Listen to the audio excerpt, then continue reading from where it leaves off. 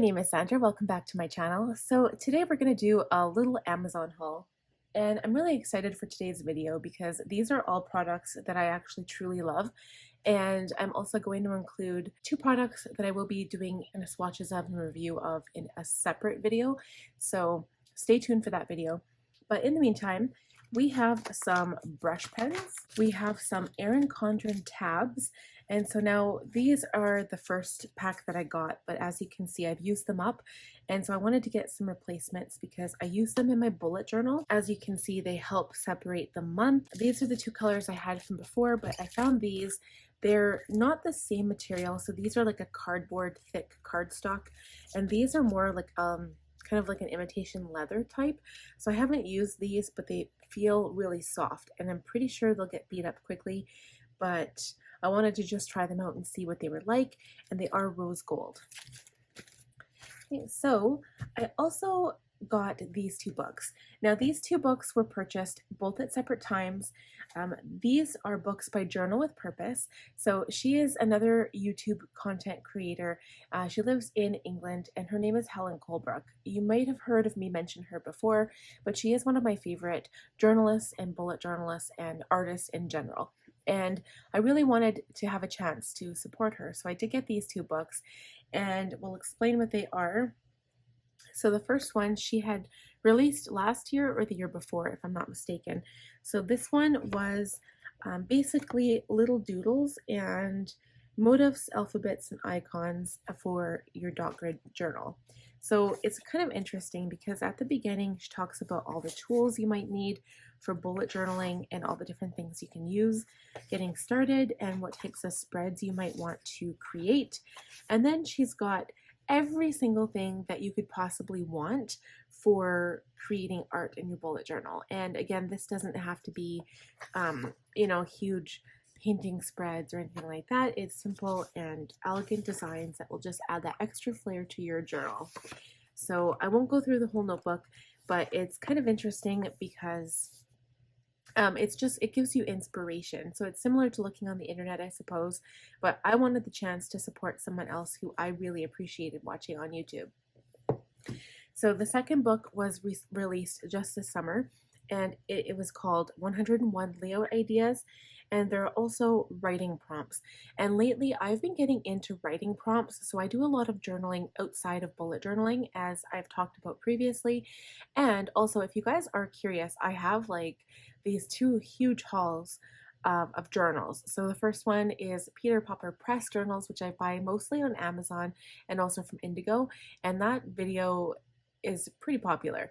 And then the next one is miscellaneous journals, and I think what I'll do is an updated journal video soon because I have had a lot more journals since then, and I would like to share them with you guys and let you know which ones are my favorite.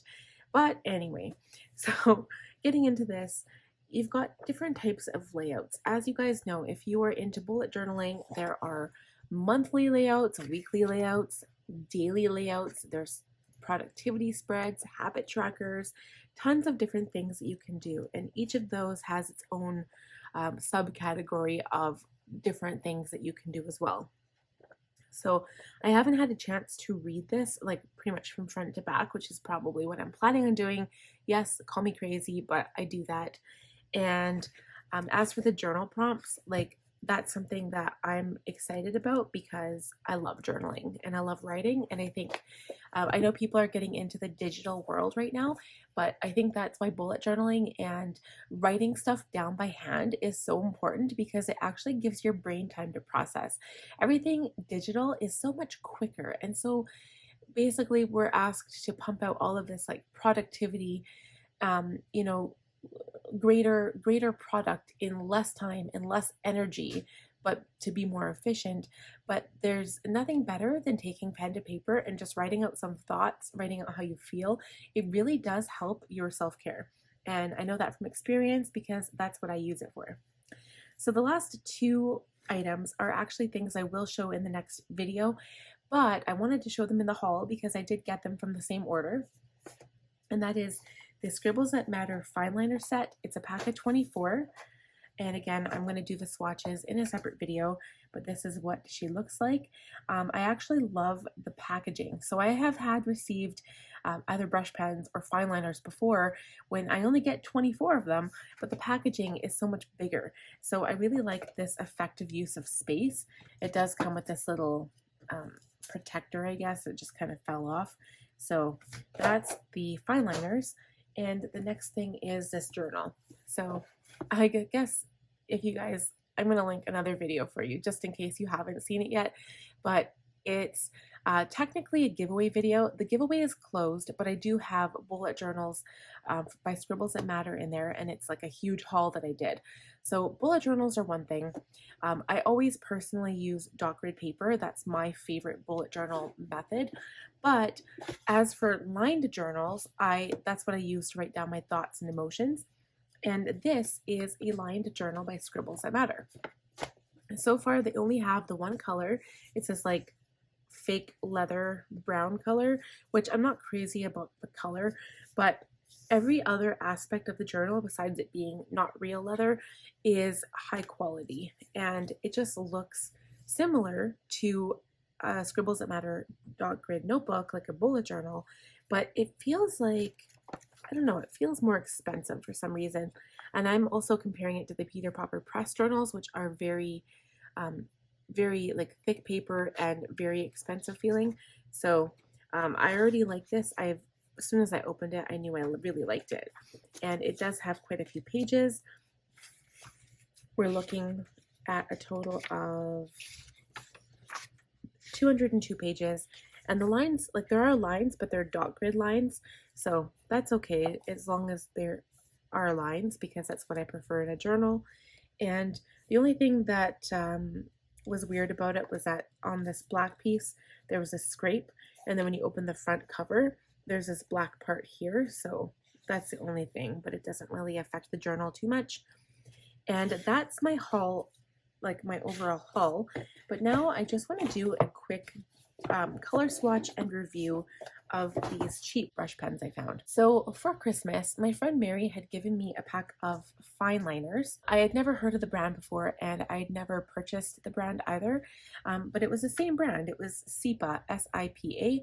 I'm pretty sure this is a Chinese brand. And the fine liners worked great. They worked the same as my Statler fine liners or my Stabilo 88 fine liners, and they were fine. They came in the same color range, so you've only got 10 colors, so I can't say much for the color range, but we're going to go ahead and swatch them and you can see what I'm talking about. So for these fine liners, I think the reason why I purchased them is because they kept showing up in my Amazon feed, and you know how certain products are recommended to you because you buy other products? So that's kind of why. And what they had done, they had them all laid out, the caps were off, and they had like drawn kind of like a brush pen line, and it just looked, the photograph was really, really good, and that's kind of what drew me in. And I was like, well, they're $8.99 Canadian, so that's pretty reasonable for, you know, 10 markers, so let me try them out.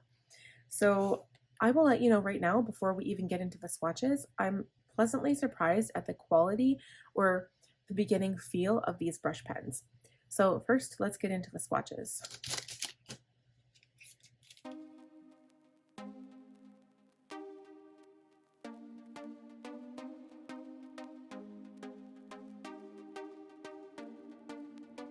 She pulls the trigger and I'm just blown away downright. My mind's indifferent to know what's wrong or right. Her bite is bittersweet, cause I'm stuck between her lines. She silenced me with words that shouldn't be combined. Oh, I can't go on. They feel a lot like the Marvy Color In brush pen, because when you take a look at the brush nib, it's definitely not the same size. I'd say it's definitely kind of like a medium size nib, but the whole nib flexes just like the Marvy Color In. And so when I first started using the Marvy Color In, I found it to be very difficult because I was used to having only like maybe the third of the tip bend, like in the Tombos. Tombos are probably my favorite brush pens, hands down, except for the Zebra Moundliner brush pens. I like both of them for different reasons. Tombows definitely because of the color selection and the quality. And the Zebra, I love the colors because they're mild and they're just beautiful. When I bend the nib, and I'm going to zoom you in here. So let's see if I can show you up close. The whole nib literally bends like completely at a 90-degree, and surprisingly it has a really good bounce back. So I mean, for cheap $8.99 markers, that's pretty darn good. And so the thickest downstroke is obviously the entire length of the nib because it just lays flat and you can get a pretty straight line. It does have that same floppiness I experience with the color-ins, where if you're going down and then you go up, you get this weird little notch here. So I just fix it and I color it in. That happens with a lot of brush pens, and it's nothing that you're doing wrong necessarily. It's just if you're pressing down all the way, that just happens. So one of the things I do, I don't like to write with my downstrokes that big. If I do, I pick a bigger brush pen. So that's kind of something that I personally do. But you can also get the same with the color in. You can get different widths of downstroke. So basically, I would probably stick with the medium. And then on the upstroke, you can get a pretty fine upstroke. It's nice, and I don't really know how long these will last. They are a fairly cheap marker. Like, they feel cheap and they kind of look cheap. The entire pen body, it feels small, so that's another reason why they remind me of the color-ins. And they're pretty much all of a round barrel. So the barrel itself is gray, and then the color of the brush pen is the color of what you get. I'd say the colors are pretty similar. That green kind of looks like that green. But yeah, overall I'd say they're pretty similar. They're not like, you can obviously tell which one they are. There's not that many colors. There's only 10 markers, of course. But I would say for a starting out brush pen, these are great because it doesn't really matter if you destroy them if you're practicing, because they're $8.99. Like, go out and buy another pack. And they're a little flop. Like, the bounce back is really good. Like, I'm quite surprised that you can get this good of quality in such cheap markers. And I've wanted to do some reviews on cheaper markers just to kind of keep it more affordable, because obviously if you're going out and getting Karen markers, you're going to look at, at least over $200 for the packs. So it's nice to have more affordable options. And I think for a starter, if you want to learn brush lettering, go and get yourself a pack of these Sipa brush pens because they're super cheap. So now I'm just, and they do have the colors here on the bottom of the pack. So the yellow is cadmium yellow, orange is orange, magenta is the pink color, cadmium red, cobalt green, lake blue, which is the teal color, ultramarine blue, which is the dark blue, violet, burnt sienna is the brown, and Mars black is obviously black. So the one thing, let's see if they blend. I haven't checked that. So I'm just going to put some pink down, and then maybe we'll do purple because, purple and pink are my favorite color. I don't hold out much hope for these two combinations because they're so different. Oh yeah, and my paper is just disintegrating. I wonder what we could do if we were to take some color using the Tombow blender.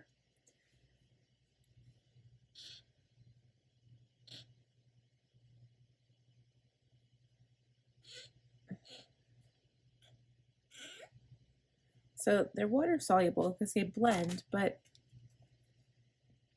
I wouldn't use them for blending because the tips aren't huge, and I really do prefer using larger brush pens for blending. Like, one of my favorites right now is the Karen markers, and obviously I still use my Tombows as well. But yeah, I wouldn't use these necessarily for blending, but you could if you had to. Like, if these were the only set of brush pens that you owned, you definitely could. So what I'm saying in this video is that I don't think that these are a high quality brush pen, but for what you pay for, they're definitely worth it. So that is my recommendation. And again, if you are wanting to learn how to hand letter or brush letter, get yourself a pack of these and start practicing, my friends, because if you can learn on these, you can probably pick up any brush pen. They do have a learning curve to them. I hope you guys liked this video. If you did, please give it a huge thumbs up. If you're new here, please consider subscribing and join our family. And last but not least, click on that bell button to be notified every time I upload a new video. And we will see you guys in the next one. Bye now.